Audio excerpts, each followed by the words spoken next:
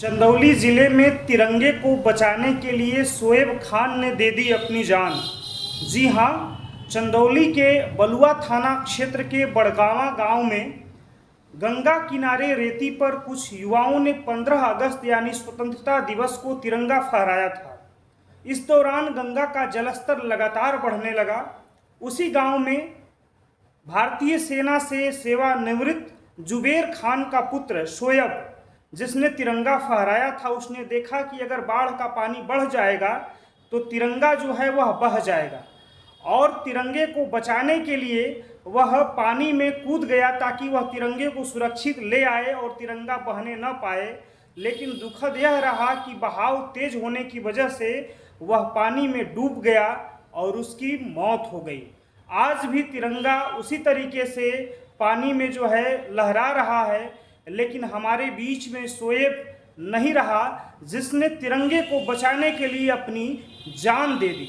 मैं जो बच्चा हमारा शहीद हुआ है शोएब खान, मैं उनका चाचा हूँ, सबसे छोटा चाचा हूँ। जी 17 तारीख को कैसी घटना हुई थी और जो राष्ट्रीय ध्वज को बचाने के लिए गए थे आप नगरिया, उनके बारे में आप क्या क्या जानते हैं, थोड़ा बताइए। जो जैसे हमारा घर है रेत के सटे हुए है, तो ये रेत में ये लोग 440 मीटर के ट्रैक बनाए हुए थे आर्मी की तैयारी करने के लिए। अगल बगल के 10-12 गांव के लड़के आते, नादी नजरा सढ़ान उठान के लड़के, सब 50 लड़के दौड़ते हैं, तैयारी करते हैं आर्मी की। तो 16 तारीख को रात में गंगा नदी का पानी बढ़ जाने की वजह से एक दूसरे छोर से पानी बढ़ गया, जिससे तिरंगा बीच में फंस गया। तो उसको हुआ कि अगर तिरंगा नहीं निकाला जाएगा तो पानी का जलस्तर इतना तेज़ी से बढ़ रहा है तो तिरंगा डूब जाएगा। वो 2 लड़कों को लेके उसके लिए वो जाने लगा। पानी कमर भर थी, ज़्यादा पानी नहीं था, लेकिन बहाव बहुत तेज़ था, और एक बार पैर फिसला, गिरे तो उसके बाद वो उठ नहीं पाए। 2 लड़के साथ में थे, उन्होंने उसको बचाने के लिए इधर उधर दौड़े, फिर किसी तरह उनकी लाश मिली, उसको लिए रहे। घर के दूरी होने की वजह से गाँव वाले भी थोड़ी देर में पहुँचे, उनको लेके यहाँ से गाड़ी के थ्रू वहाँ और यार लेके चला गया, लेकिन रास्ते में उन्होंने दम तोड़ दिया। वहाँ डॉक्टर ने उनको मृत घोषित कर दिया, जो शहीद हो गए। आने के बाद कौन कौन आवास पर आए थे? वो हमारे क्षेत्र के विधायक जी प्रभु नारायण यादव जी आए थे, और ये जो ब्लॉक प्रमुख हैं उपेंद्र सिंह से आए थे, और कैलाश नाथ यादव, और एक वो सायरा बानो जो जिला पंचायत सदस्य हैं, और एक जायसवाल जी आए थे, अरुण जायसवाल जी भी आए थे। उन्होंने क्या आश्वासन दिया है और आश्वासन क्या दिया? जैसे सबसे संबंध है, यहाँ पे आते हमारे पिताजी से सबका संबंध है। हम लोग किसी राजनीतिक पार्टी से नहीं है, लेकिन समाज सेवी की तरह हमारा पूरा परिवार जैसे देश के लिए समर्पित है, तो हर पार्टियाँ आती जाती हैं। उन्होंने बच्चे के शहीद होने पे दुख प्रकट किया और सबको संवेदना दिए, और उसके जोश को और उसके शाबाशी दिए। हमारे पिताजी का देख रेख वही करता था घर पे, सब छोटा रहने की वजह से वही था। हम लोग 6 भाई हैं। सबसे बड़े भाई उनके पिताजी जो थे एक्स आर्मी मैन है, 12 आर्मड में वो 16 साल की नौकरी करके रिटायर हो गए हैं। उनसे बड़े भाई हमारे 90 आर्मड में थे, वो भी आर्मी से रिटायर हो गए हैं। और उनसे छोटे जो है वो भी 12 आर्मड में है, इन्हीं के थ्रू लगाया गया नौकरी, वो भी वो लाइव नौकरी में है। मैं Azamgarh crime branch, Jaunpur crime branch में हूँ, जो मेरी 20 साल नौकरी हो गई है। तो हम ही से ज़्यादा उसका लगाव रहता था, क्योंकि ये लोग घर पे बहुत कम आते थे, हम ही आते थे, हफ्ते में महीने में आते थे। तो मेरे आगे पीछे अब कोई काम हो, पिताजी के इलाज का, दवा का, घर का हो, तो सारा काम वही देखता था। अब खेती बाड़ी थी, सबको दिया गया था। वो खेती बाड़ी पे ज़्यादा नहीं, लेकिन आता जाता था, देखता था किसी से क्या लाना है। लेकिन घर का, पिताजी का, घर के बच्चियों का पढ़ाई लिखाई सारा एक जिम्मेदार, जैसे सारे भाइयों को बाहर रहने की वजह से वही पूरा केयर करता था। कितने भाई बहन थे? वो लोग 2 भाई बहन थे। सबसे बड़ा भाई है हैदराबाद में एयरपोर्ट पे जॉब करता है। एक बहन की अगले साल शादी हो गई थी, और ये थे उसके बाद एक छोटी बहन। 2 भाई 2 बहन थे वो।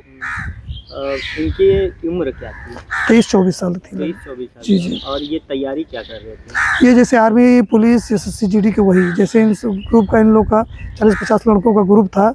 वही ग्राउंड में जाके 2-2 घंटे सुबह, 2 घंटे शाम, वही अपना दौड़ना हर कंपटीशन वाली हर एग्जाम वो देते थे। इनकी पढ़ाई लिखाई कहाँ हुई है? पढ़ाई लिखाई इनका वहाँ से सेंट जोसेफ से हुआ था, उसके बाद फिर चटधारी से हुआ है, स्नातक तक किए हैं और फिर अपना तैयारी कर रहे थे। मेरा नाम रेहान खान। रेहान जी, आपका शोएब से क्या रिश्तेदार था? हमारा मतलब दोस्त था, जैसे भाई जैसे था। हमारे घर पे काफ़ी मतलब लगाव था उससे। क्या आप और वो बचपन से ही दोस्त थे? हाँ, 4-5 साल से, मतलब पहले यहाँ नहीं रहता था, नानी के रहता था।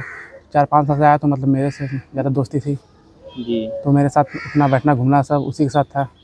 आपके साथ क्या क्या करना रहता था उनका? मतलब जैसे मैं मेरे से बड़ा था, काफ़ी एजुकेटेड पर्सन था, तो मेरा नाम वाम लिखाना कुछ हुआ, जो भी काम मेरा था जो मुझे नहीं आता था तो मतलब उसी को मैं ले जाता था। कहीं भी कॉलेज हुआ और भी किसी काम से पासपोर्ट वासपोर्ट के सब उसी को ले जाता था।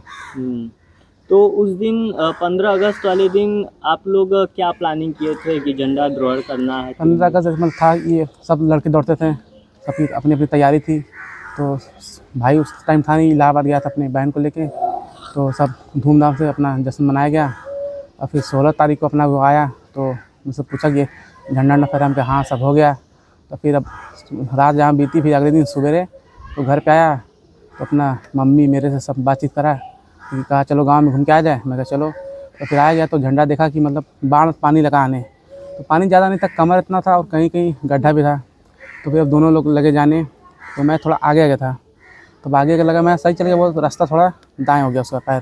तो जब दाएँ हुआ तो गड्ढा में चला गया, तो फिर एकदम गड्ढा में चला गया, 7-8 फीट का गड्ढा था। तब गया तो मैं आगे देखा, पीछे 1-2 लड़के और थे, छोटा लड़का था एक 10 साल का और एक 18-19 साल का लड़का था, वो दोनों बाहर थे। तो वो कह रहा कि लग रहा डूबने, तब उसको मैं उसी जगह पे आके खोजा तो उतने में नहीं मिला, वो थोड़ा अंदर ही अंदर बह गया। तो फिर मैं थोड़ा बाहर निकला, बाहर निकल के फिर पीछे से उसी जगह पे आया तो मुझे मिला, तो मैं उसको 4-5 मिनट के अंदर खोज के निकाल दिया था। तो हल्का हल्का सांस चल रहा था उसका। तो फिर मैं चारों तरफ मेरे पानी, अब बहाव भी था और थोड़ा कहीं डर लग रहा कहीं गड्ढा ना आ जाए, छूट जाएगी बॉडी वो भी और दुखद। तो फिर उसको लेके मैं थोड़ा ऊंचा पाया, तो कमर इतना पानी था, तो वहाँ पे खड़ा था तो हल्का हल्का सांस उसका चल रहा था। तो अब ये मतलब इसमें का अपना फ़ोन लगाओ या किसी को बुलाओ, तो ये सब पर दिमाग उतना काम नहीं कर रहा था ऐसे सिचुएशन में। तब फिर वो फ़ोन मिला, तब फिर सब आया, तो एक लड़का, दोनों लोग पकड़ के निकाला गया। तब वो मारा तो तब भी हल्का हल्का सांस चल रहा था, तो पानी निको अपना बाहर फेंका। और एक राजा भी है, वो थोड़ा डॉक्टर हैं, तो वो भी अपना ट्राई करें, तो वो भी कहे कि नहीं सही है, सांस चल रही है। तो सब खटिया वटिया फिर लेकर आया, तो उसको ले गया कि हम अवधेश प्रधान के द्वारे से गाड़ी उड़ी खड़ी थी वहाँ पे, वहाँ भी एक रेहान डॉक्टर, वो भी चेक करे तो बोले नहीं सही है। तो फिर हम लोग ले गए ओडियार कलिका हॉस्पिटल पे, हाईवे के पास है नया, तो वहाँ पे ले गया तो वो कोई रिस्पॉन्स ही नहीं दे रहा है। एम्बुलेंस में लेके बॉडी थे, कुछ एकदम सब रिक्वेस्ट कर रहा है, पैर पड़ा कि कुछ करिए, तो कुछ नहीं कर रहा है वो। तो फिर सरकारी हॉस्पिटल में ले गया तो अपना चेक करा, तो गार्जियन को बुलाया, तो अपना जो वह सब बताया कि बॉडी हो गई डेथ। तो फिर सब अपना आया गया हुए। आपके राज्य की खबरें, आपके शहर की खबरें सबसे पहले जानने के लिए देखते रहें अमर उजाला। चैनल को सब्सक्राइब जरूर कर लें और पाएं हर अपडेट।